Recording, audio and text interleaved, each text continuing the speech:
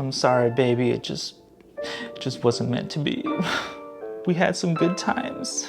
We had some good times. How's it going, everybody? It's Ben Aqua, and in this video I'm going to be talking about why I'm returning the Magic Keyboard for iPad Pro and go over some of my favorite things about it and some of my least favorite things about it. So let's get into it.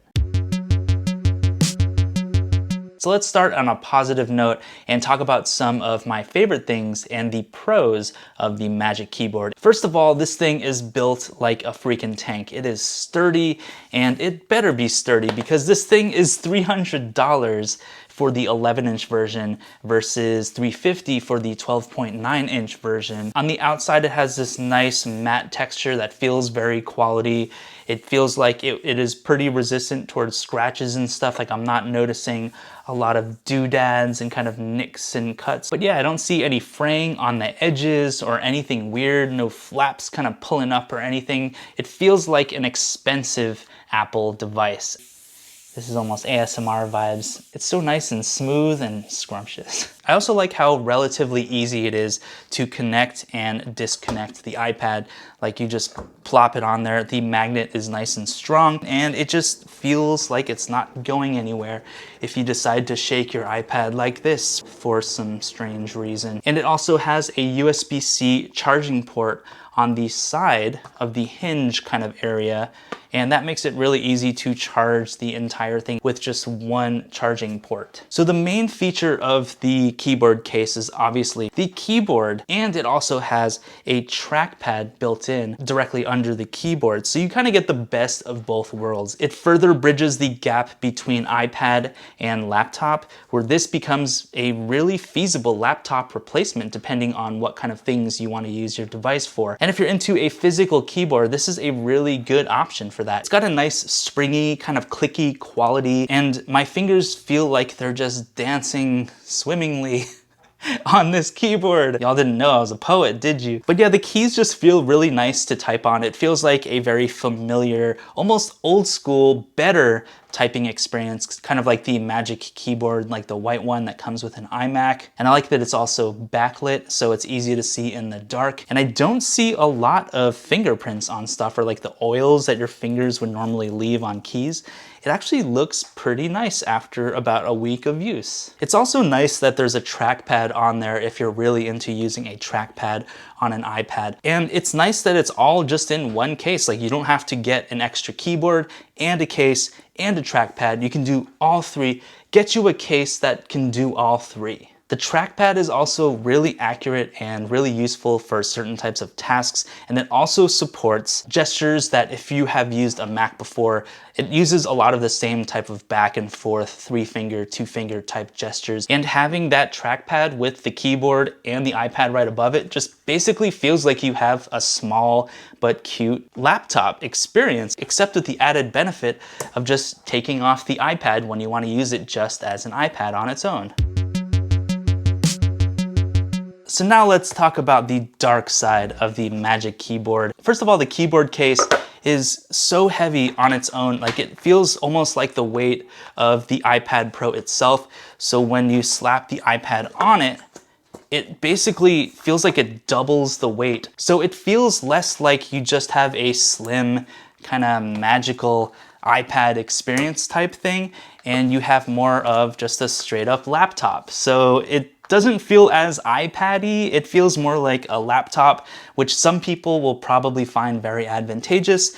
Me personally, I kind of prefer to use the iPad just on its own because I like how, you know, thin and minimal and sleek and magical this device is on its own. Okay, another one of my big gripes is there's no row of function keys here. There's no media controls. You can't play pause, you know, your music with this. You can't adjust the brightness of your screen or of the keyboard backlit keys. There's no escape key, which drives me slightly bonkers. Like, I wasn't so aware of how much I actually used the escape key until I used this Magic Keyboard. I also found the keys on the Magic Keyboard to be, you know, they travel, my fingers travel nicely on them, and it's generally a pretty nice, you know, typing experience.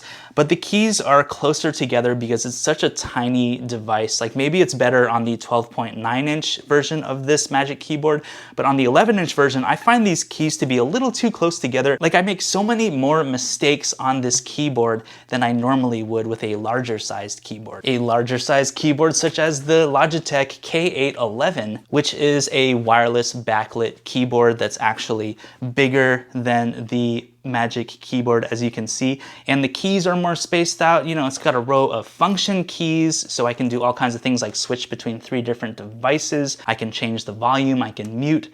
There's an escape key. I actually prefer this experience over the Magic Keyboard. I also have kind of a huge issue with the trackpad itself because it is so tiny. You know, it has some width to it, but the height of it is it's maybe 2 inches or slightly less than 2 inches.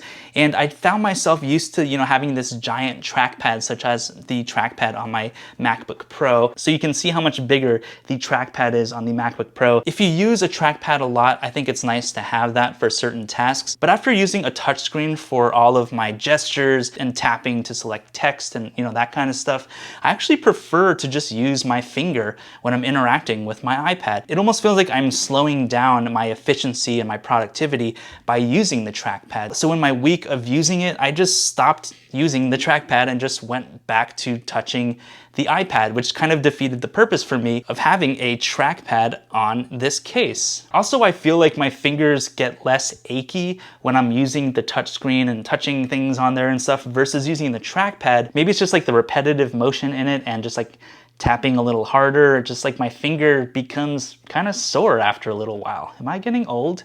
Oh crap, I'm getting old. So earlier I talked about how the magnet holding the iPad in place is nice and strong, but sometimes it's almost too strong, like especially when I'm trying to take the iPad off with just one hand. Like as you can see, you have to kind of rip it off of the stand almost. It just feels almost like it's too sturdy in there. And when I pulled it off that time, it actually hit the keyboard physically. And speaking of really firm parts about the case, the hinges on here are not messing around. They are so firm to the point where it's almost hard to get this damn thing open, especially if it's like on your lap or something, or you're holding it like this and you're trying to just get it open. Like there's no hinges or any kind of spacers where you can like easily put your finger and lift it up, especially from the front, because if you have an Apple Pencil 2 hooked up to your iPad over here, you basically can't open this up from the front. You have to use the sides. And it's not impossible to open, but it's not easy. There's no little hinges or anything. Okay, so the last major con that I have with the Magic Keyboard is it's $300, y'all. It's expensive. You can almost get the new iPad 8th generation, which is a fantastic iPad apparently, for almost the same amount of money as this Magic Keyboard. So if you're on a budget, the Magic Keyboard is not budget friendly. I found this one renewed or used on Amazon. I think it was like $250 plus tax. That's really damn expensive for a keyboard and trackpad and a case. The K811 Logitech keyboard, yeah, it doesn't have its own case or a trackpad or anything, but to me, it's a much more functional keyboard. And I got this thing used, I think for like $50 or $40. It's backlit, it has nicer keys to type on. I just generally like the experience of using this at a much more affordable price. So I am really sorry, folks, but it is time to abracadabra this Magic Keyboard away from my life. Let me know in the comments what you think, or if any of this resonated with you, or if you have some ways that you think Magic Keyboard is actually amazing and I should maybe reconsider my decision. Let me know in the comments. I'd love to see you down there. Be sure to like this video and subscribe to my channel with that little notification bell clicked if you're feeling a little spicy. And if you want to throw me even more support, you can check out my music on Apple Music and Spotify. Search for Ben Aqua and you'll find all my stuff there. I highly appreciate all your streams and all your follows and shares. Thank you so much for watching this video, and I'll see you in the next one. So I'm about to abracadabra. So I'm sorry, folks. It's time to abracadabra. So I'm really sorry, folks, but it is time to abracadabra this Magic Keyboard for iPad. It's so nice. It's so nice and smooth, and it's so nice and smooth and just butterly.